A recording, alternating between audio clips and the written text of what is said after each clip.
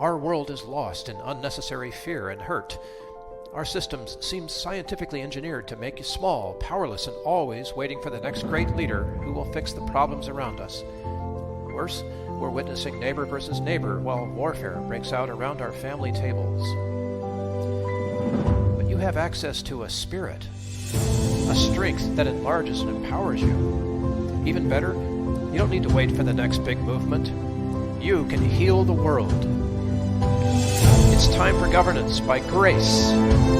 Welcome to Gracearchy with Jim Babka. So, Jim, we're going to continue our season 2 sort of theme here of faith in the big world, faith walk. And thanks to some events that happened this week, I think we've got some things to say about the function of church and how that really works. So to set this up, the thing that happened is that Rick Warren and the Southern Baptist Convention decided that parting ways was the best thing to preserve the Southern Baptist Convention's position. I'll call it a position. It might be a dogmatic position that women pastors are not acceptable in the Southern Baptist Convention denominations. And of course, Saddleback Church in California and a couple of others, the way I understand it, were basically given the heave-ho for ordaining women and having women pastors in leadership. I think this is a useful conversation to have, even though it's a conversation that has pretty much been over and done in denominations like the Methodists and the Lutherans and Episcopalians, I believe. The other major sort of Protestant religions have decided to part ways. But that was over the issue of way more than having a woman in leadership. That was over LGBTQ issues and ordaining lesbian, gay, trans, bisexual, or questioning pastors. And that division is one that, it's happening. And it may be a necessary division. But let's bring it home and talk about this, because I'm not aware of any other Christian church beyond the Catholics who refuse to ordain women. Do I have that right? To my knowledge, yes. I mean, I think it is a Baptist distinctive. I mean, I'm sure there's some independent churches out there that are wired this way. Yeah. I don't. Yeah. I would be surprised if there's Amish churches but they don't have pastors. Yeah, it's different leadership. I'm interested in the fact that at so many times you see a culture war battle going on, it's a battle over something else. You know this better than I do, but the Methodists have some issues too, right? You've got a family member who's Methodist. Yep, couldn't be ordained in the Methodist Church, but is a trans ordained chaplain now. And that's the perfect lane for them. So trying to figure out how to split up, and their issues have been more complicated because in the Baptist setting, Rick Warren didn't lose his church. Saddleback Right. Church was told to, you're no longer part of the SBC, but so what? Like the SBC is an umbrella organization that provides some services, but Saddleback is one of the largest churches in the entire country. Rick Warren doesn't take a salary. He's a best-selling author who ties back to his church. And he's not, I don't even think, like the daily pastor there anymore. He's old. Yeah. He's retired. I think he's actually he's kind of in a emeritus type of position, right?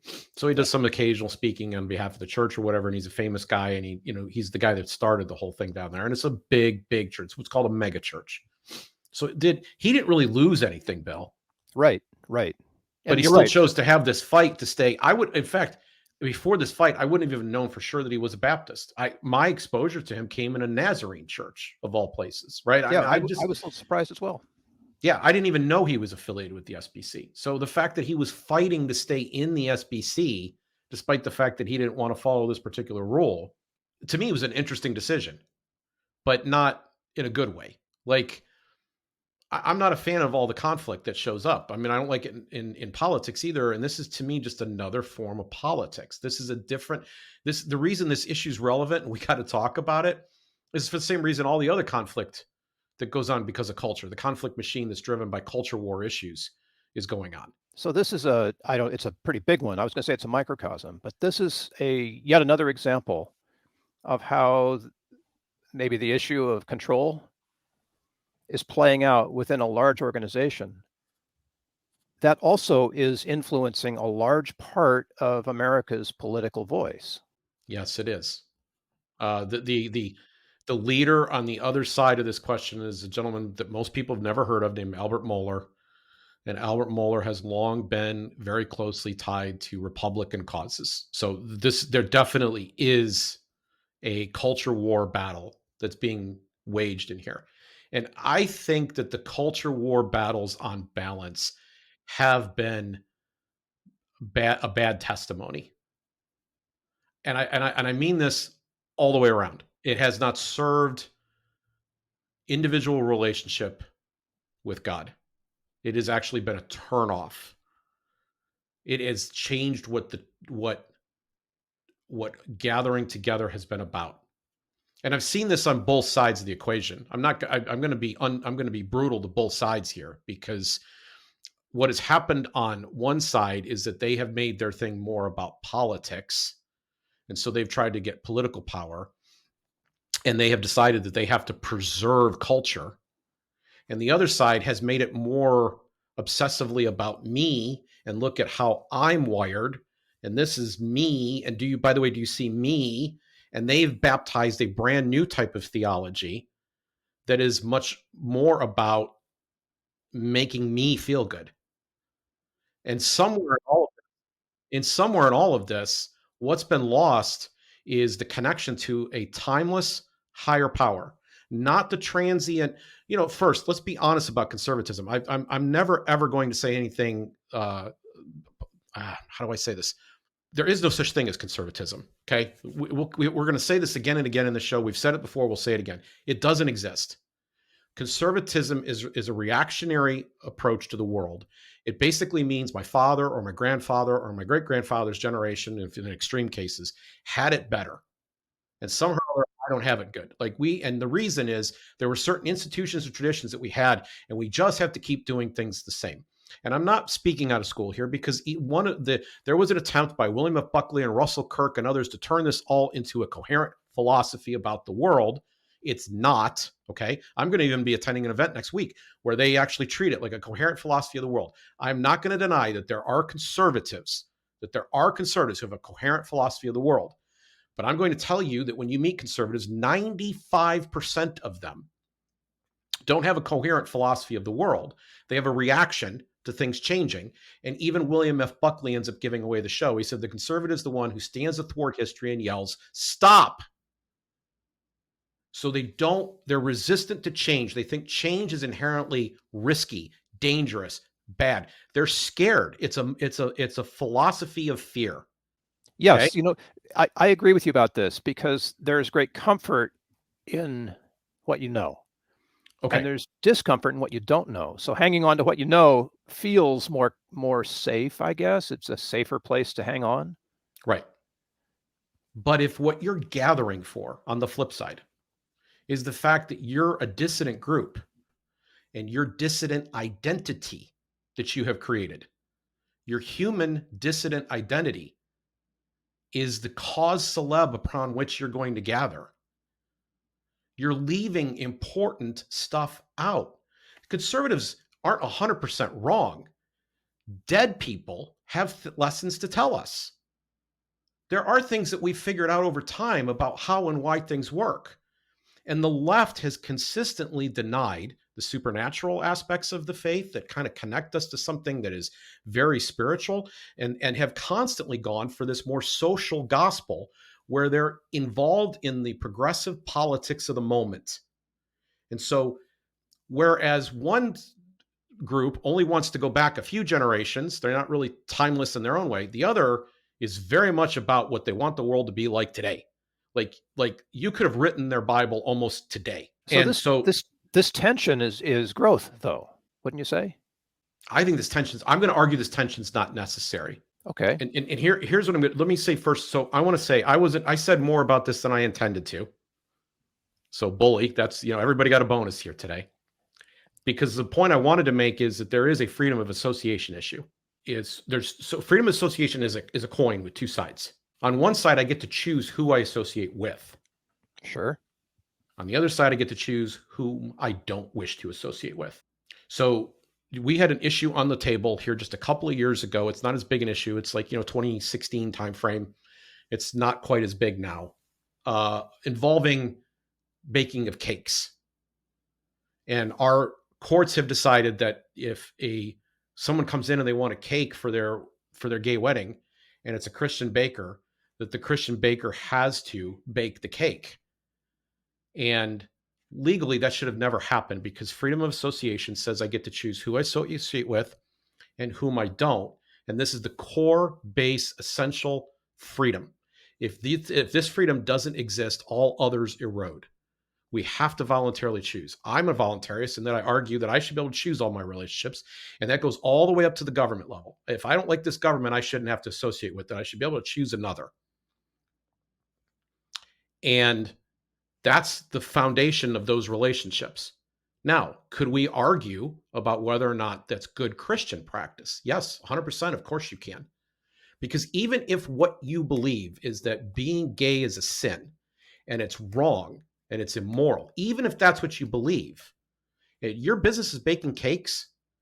Let me give you a strategy that would be very much like turn the other cheek, carry your cross, go the extra mile, give the cake away, bake it, say, God bless you. I wish the best for you. Here it is for free, because I can't take your money because of the moral qualms that I have. Give the cake away. If it's that intense and serious to you, if you believe that's what God's telling you at that moment. But the idea that there should have been lawsuits, that this person should be compelled, legally compelled, that's slavery, by the way, compelled to serve the interests of someone with whom they disagree, is wrong. So there was, I look at that. There's an example, Bill, of where I look at the sides. I don't look at all sides and I go, a pox on all of you. You've all got it wrong. You chose the conflict route. You chose to force people. Now, if I were the cake baker, it's a lemonade moment, man. Like, if I don't understand what you're doing or why you're doing it, and maybe I've been raised to believe something else, maybe I should stop and ask a few questions instead of, ready, fire, aim. But that lemonade moment, I think, is the tension that I'm talking about here. So it doesn't have to be a conflict. Conflict is when you take the tension and you turn it into a fight.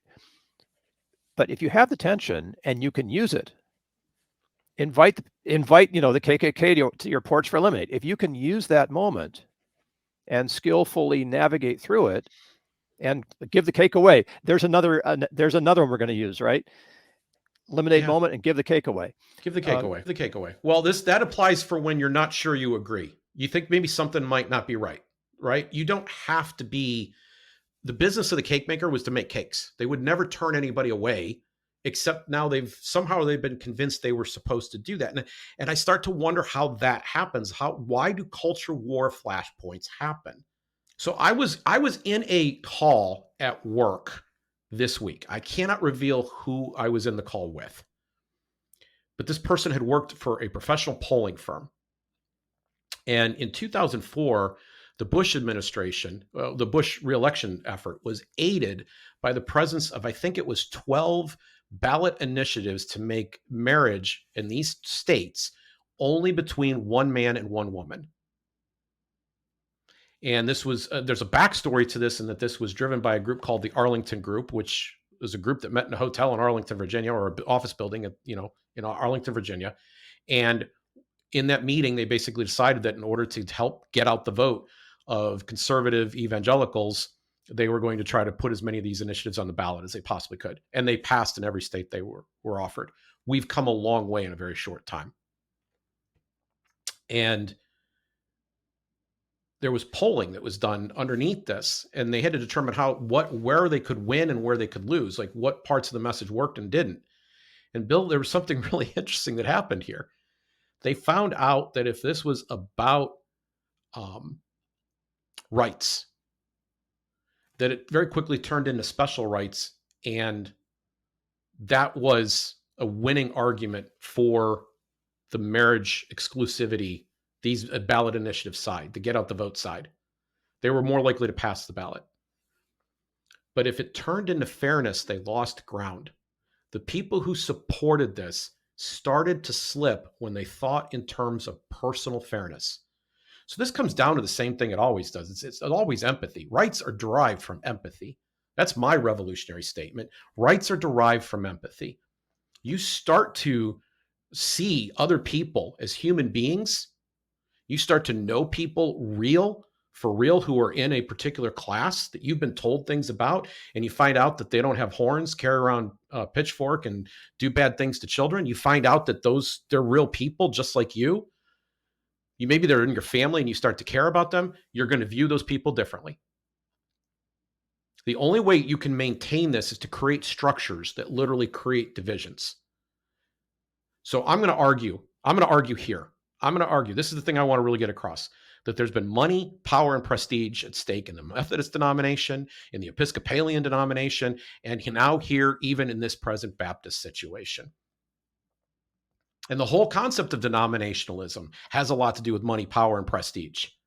I'm fine with denominationalism. It doesn't really bother me. Go be with the people you want to be with. It's freedom of association. But these structures have power attached to them. We know, the people in the pew know, well, the people who are pro-gun tend to vote Republican. So at our progressive church, we really don't like guns, and we don't like the people who carry them. Oh, okay. And the flip over in the conservative churches, where they say, those people over there invite people who cross-dress and who are confused about their gender, and they even, they engage in gay acts. Like, what's going on over there? And we know they tend to vote Democrat. So yeah, we don't like them either. And this is in the pews, and the pastor reinforces the good things that the people in the pews want because he wants the tithe to keep coming in. The Methodists have it worse because, at least when they have property to cut to divvy up. Exactly. Right? When Rick Warren left, he was able to go on and live his life. Nothing has changed for Rick Warren. His church is still just the same as it was before. It didn't need, honestly, I think the Southern Baptists probably needed him more than he needed them. Yep. He did not need them because each one of the churches in the Southern Baptist Convention is independent. They're their own church. They call their own pastor. They fund their own activities. They pay their own bills. They're completely on their own. Okay. They can bond together to get certain things done, but each church is independent at its root. That's not true with the Methodist Church. Like most churches, they have hierarchies. Most denominations have these hierarchies, and they have property in common. So there's real estate, there's pensions, there's a whole host of things that start to get in the way, and then it gets uglier because they have to figure out how they're going to split all this stuff up. The Methodists, as I understand it, are trying to be as amicable as possible because they realize a divorce is going to have to occur, and they've seen how bad it's gone for other denominations. But it's still hard. It's still really, really difficult.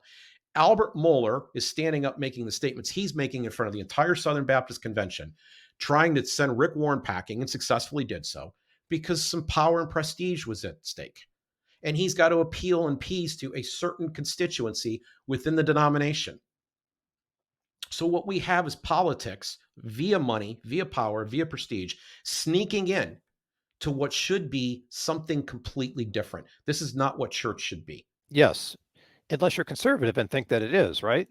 Or progressive and think that's what it is. Or progressive and think that it is. I just, all of this stuff should not, the transitory stuff of the world on the outside should not be permeating in this way inside. There's something more important that's going on inside the doors of this space that has to do with the ability to relate to God. So I know you were raised Baptist, and I know there are probably some Baptist duns out there right now. Where are all of, if you're a Baptist dun, what do you do right now? Where do you go? Yeah, I'm glad you brought this up because we actually have a special heart here for the duns, which are the people who are done with church. And I want to say to you that you had a good reason. The rest of this episode, I really explained why you felt this way, because it was never being done right. So being a dun means that you recognize it wasn't done right. Being the person who gave up and stopped going. So the duns, this term comes from, it's a successor term to the nuns. These are the people who are atheists or have given up completely on the idea of God and religion. They've completely walked out of all of it. Duns are people who don't attend church, who still believe that Jesus Christ is an important part of their life. They still consider themselves Christians. And I consider myself a dun. I identify as a dun. I think that the church, as it's presented in the New Testament, in Acts and in the writings of Paul in particular, is a new extended family. So think about belonging to a culture where you have a brand new idea that you've adopted, and that idea is considered heretical or even dangerous or deplorable in some way. I mean, at one point, Christians were accused of being cannibals, for example. You know this isn't true, but your family has rejected you. This is the tale that's been going on forever. And there's people who've experienced this because, for example, maybe they're gay.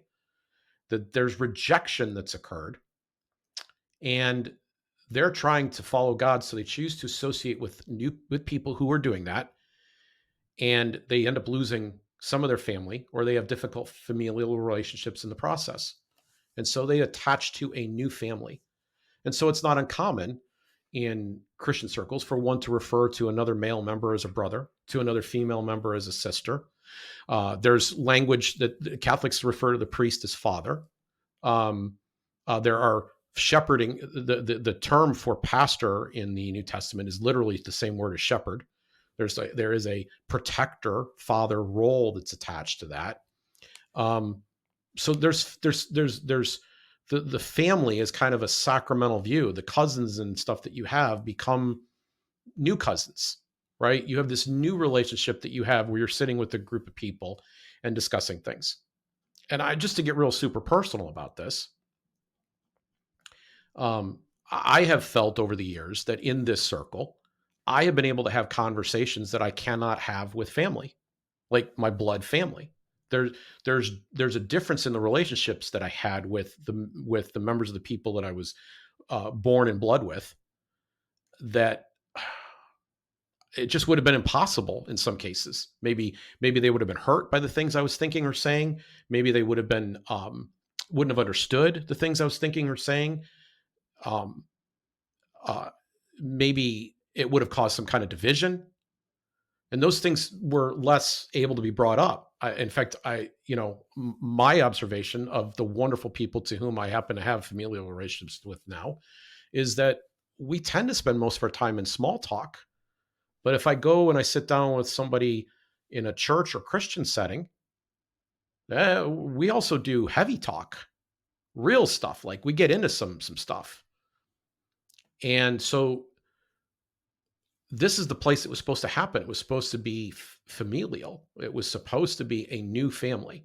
And I think this is in concert with Jesus saying to, who is my mother and my brothers, right? He's looking literally at his brothers. Who is my mother and my brothers? These are my brothers. And he points over to the people who were on the road with him, right? Because they understood him. They understood what he was doing at that moment. I felt the dogmatic exclusion, I guess, of not being accepted within a church because I had some issues with what the rest of the church believed. And maybe they weren't issues so much as they were questions. But when you ask those kinds of questions in a group that you wish to belong to, and they look at you funny, it's like, oh no, nobody ever talks about that. That's not a great thing for inclusion. So let me say something radical. Did you at any moment, there's a couple things to say about this, but let me say something really radical. Did you at any moment think about the idea of starting your own group? Yes. I figured that's the only way to do it. Well, I'm pretty certain that's the only way to do it too. So 7 times in the last 18, 19 months, I've had a gathering at my house. They've been very small, called Emmaus and Eggs. Eggs is breakfast, right? We sit around and we have something to eat. We fellowship first, we talk, and then we sit down and we have a more serious discussion about our faith journey in the pattern of the road to Emmaus, which is the story told of Jesus walking after the resurrection. They don't realize it's the risen Savior until he sits down and breaks the bread at the end of the walk. And it's called the road to Emmaus. And so the idea was that we're on a journey and that we would be as open in our discussion as we possibly could. And we weren't going to try to, pigeonhole anybody. We were going to share. And then by coming and reasoning together, maybe we would learn new things. Some of us would change and others of us wouldn't, but everybody was on their own journey and moving at their own speed. It wasn't my job to change anybody. And that sounds really inclusive and very much like what I would love to experience in church. And by the way, it hasn't been without its bumps. We've had a couple of people come in, they're guests, and have hijacked the conversation in strange ways, right? That's happened. Had somebody get really angry at me for one little thing I said because of some baggage or trauma that had happened to them in the past. And so I had to sit and listen. And in that particular case, I had to really listen that out. I had to say, wait a minute, you thought that I said this, but I never said that. That's something you brought to the table, right? Here's what I actually meant by what I said, and on the flip side, I had to find out about this person's trauma and learn about why they were approaching the situation they were. And that was a growth experience. But, I'll tell you what was not happening. Nobody's paying me to be there. Nobody's paying me. Nobody paid to come, right? We didn't pass around and say, well, you're going to serve Jim's causes here. That's not what happened. It's interesting. There's in 1 Timothy, there's a suggestion by Paul. He's ostensibly the writer of this, that elders who preach are worthy of double honor. So we get honor. We have the term honorarium, which is closely related because he's very obviously talking. It's hard to deny that he's actually talking about the idea of compensation. So that somebody who's an elder and teacher is worthy of double honor. They put in a lot of work to come here. They're doing two jobs, right? And so he's suggesting honorarium. But then in that same passage, he said, older widows, before this, that older widows are worthy of honor. So I have to ask the question, how much is the church subsidizing its older widows? And then when you figure out what the older widow rate is, then we can double that if you wish and give that to the pastor. But if you haven't figured out that first part of it, right? If that's not done, then why are we sitting here worrying about how much he's getting compensated? Second passage I'd point to, Acts 18. The beginning of Acts 18, we learn that the Apostle Paul, who's responsible for Christianity as we know it, like he's the guy that puts it on the map, spreads it all over the Gentile world. He's a tent maker.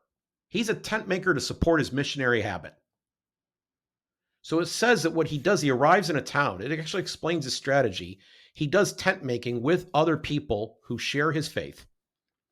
And they talk about their faith as they're making their tent. It's hard work that they're doing. It's not your little pup tent we're talking about here, right? He's talking with them as they're doing the work. And other people can join that conversation. So it's the way that he's got church going on even as he's working. And then he goes to the religious place on the Sabbath and he tries his best to teach there and tell what he knows. And that's where he finds his converts initially. He would always go into town, identify the synagogue, start working on his tents, begin associating with people that he could, or maybe people would accompany him, and told him in Acts 18, he's got 2 people that have gone with him. And they are tent makers also, a couple who work us alongside him. And so they have their fellowship and they have other workers that they're working with, and they're talking about these things and creating community. And then on the weekend, they're hitting the synagogue. But he's supporting his own missionary habit, is my point. So, the idea that we've got to build these large edifices, you know what ends up happening in most of these situations? It becomes about the 3 Bs, buildings, butts, and budgets. Okay? They have to get butts in the seat. They pay a lot for the edifice that sits there, frequently empty. It's not a really good use of resources, frankly. It's not been designed to do the things that it needs to do. So these are some of the problems that start to pop up. And then, the reason I left, one of the churches I left, we had decided that the church that I was going to had decided it was completely debt-free, that it was going to take on debt to do an expansion of its building when the membership had not increased over the last 5 years. And they were convinced that if they built new edifice, new facilities, and modified the ones that they had, by the way, that's what they ended up doing. They downgraded to modification. That if they could modify what they had, that they would be more attractive and they could bring in more people. So they were going to borrow from the bank to build more people. Now the scripture says that God owns the cattle on 1,000 hills. But for some reason, we got to walk down to the local bank and ask a guy in a suit to give us some money. That didn't make any sense to me, but it didn't stop there. They brought in a company to do the capital fundraising. And the capital fundraising even included material that we would use in the Sunday school lessons. And we as Sunday school teachers were all told, this is the material you're going to be using. And oh boy, I used it good and hard. I actually took people to look at what was actually being said. We went to the verses and the context around them instead of just doing the rote lesson. Open people's eyes, right? But if you've got, think about a family now. This is my analogy. We've been talking about a family. This is the reason I'm bringing this up. Think about a family. If you're inviting outside parties to help a family solve a problem, is that a sign that things are going great? Or is that a sign that they need help, that something's not quite right? Why did they need to come and create a manipulative program from an interventionist on the outside? If you're inviting, lawyers in, for example, that's a real bad thing, right? And here we're inviting an outside party who's not part of the family to help us figure out that we need to give. And the level of manipulation that was going on in all this situation was just absolutely off the charts. And it was one of three reasons, all that landed at the same time, that we ended up leaving. Because I don't really think that at the end of the day, you start to wonder if they really believe they're not their own nonsense. And if you've left under these kind of conditions, I can understand why. I understand why people are duns. This isn't what's being taught. This is not the love of Christ. That's not what's going on here. These are obviously good people with faith who are doing what they believe is the Lord's work. I don't see anything wrong with that. Nope. But there's something that's gotten off the rails. What is it, and how is it going to change? They are bringing their political culture war baggage into church. This is what everybody's doing. They're bringing their political culture war baggage, the stuff that divides them, the stuff that they claim is their identity, into the church. The most important thing about you is not that you are a heterosexual, or that you're male, or that you're white, or especially not that you're American. The most important thing about you is that you were made in the image of God, and that God himself loved you so much that he came and died for you. And this is true of every person you're coming in contact with. That's the most important thing. And that's what's supposed to be talked about at this place we call church. Can we talk about the place that we call church for a moment? Can we talk about the word church? Church sounds like a religious building, does it not? Okay, well, that's not what it started out being. We're told in the New Testament church that they met in homes, and they were called the Ekklesia.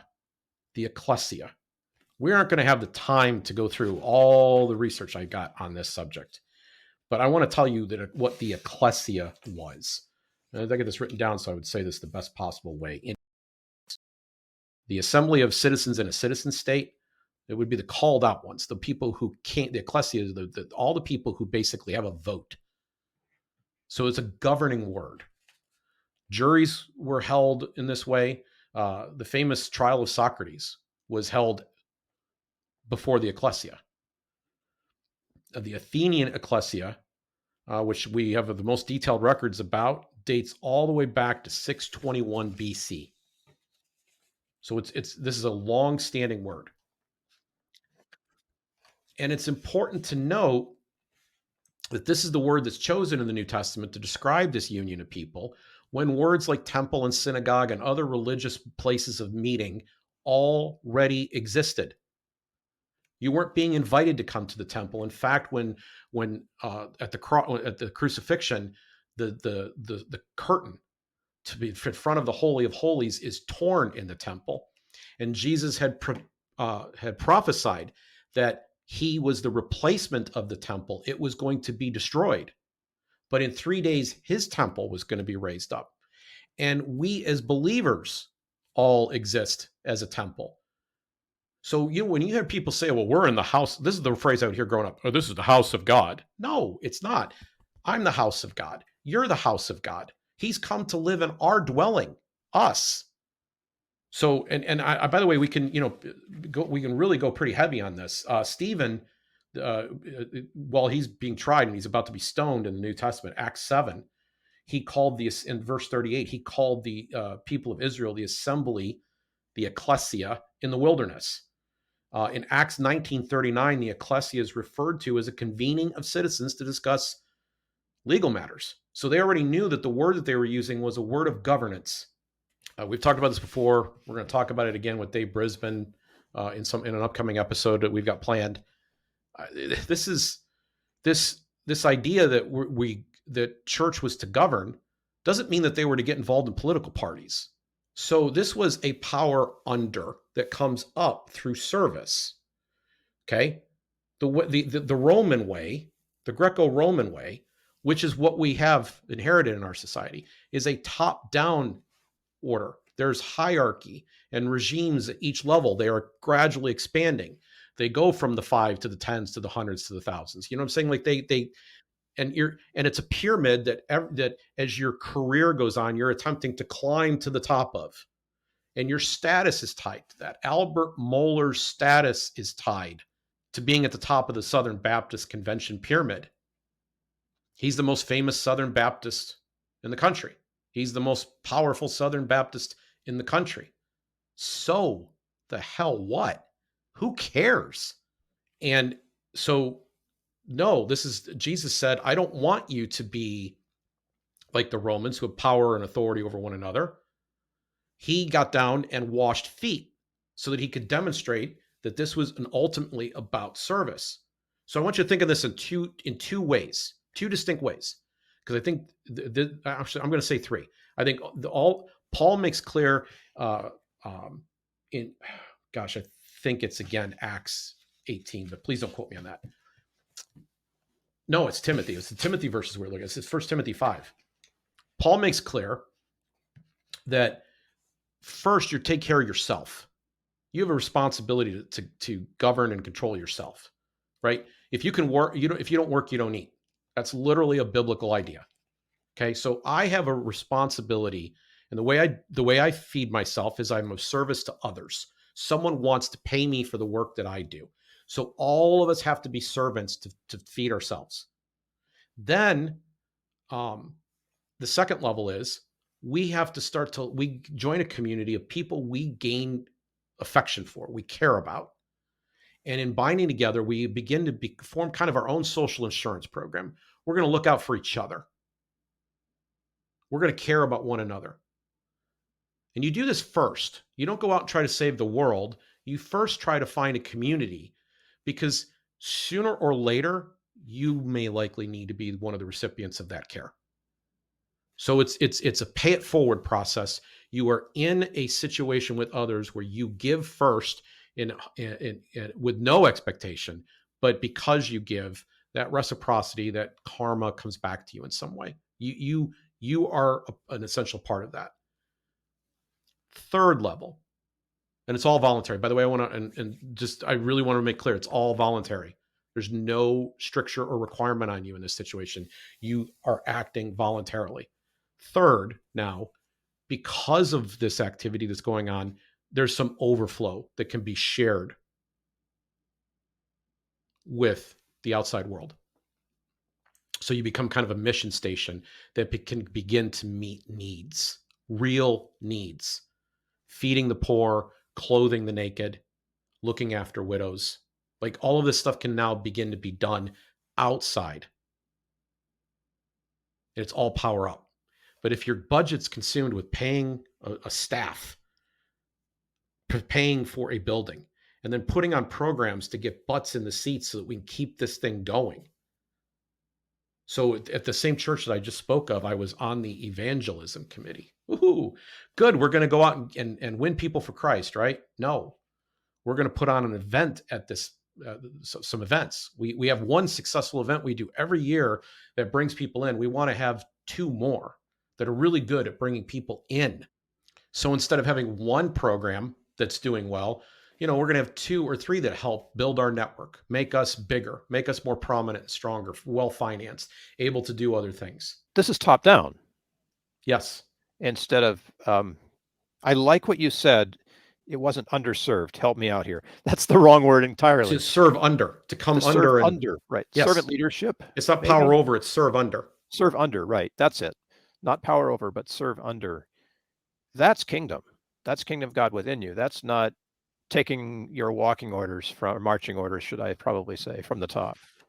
And for those of you who are more into the passages and you're wondering whether or not I've separated the word correctly, let me just tell you that in the Old Testament, this word appears as well. There's a Hebrew version of this word. It's kahal, if I'm pronouncing it correctly. That ends up being interpreted in the Septuagint version, which was already available at the time of Christ and the apostles. They were already reading and quoting from the Greek Old Testament. Assembly, convocation, congregation were some of the synonyms for that word. They were already aware of this governing power, and I already quoted from Acts where it was used that way. This idea that the kingdom that was being brought to earth was going to be one that was transformative in that it created relationship. It didn't have power to force things to happen its way. It created relationship that caused things to want to become that way, to create something that was so attractive, people wanted to be involved. So I want to say an Ekklesia instead of a temple. That's my bumper sticker, an Ekklesia instead of a temple. I'm organized religion has other problems that we've addressed in other episodes, including how it started. And this is across the board, regardless of what it is. Christendom was corrupted. It's a corruption of the initial gospel. It's a corruption of the initial concept of kingdom. And so I'm suggesting that my solution to this is that gatherings should be as small as possible. They should lack the professionalism that comes with status and money and power. They should not be driven by attendance numbers. They should be driven by relationship. Relationship should be the most important thing that's happening.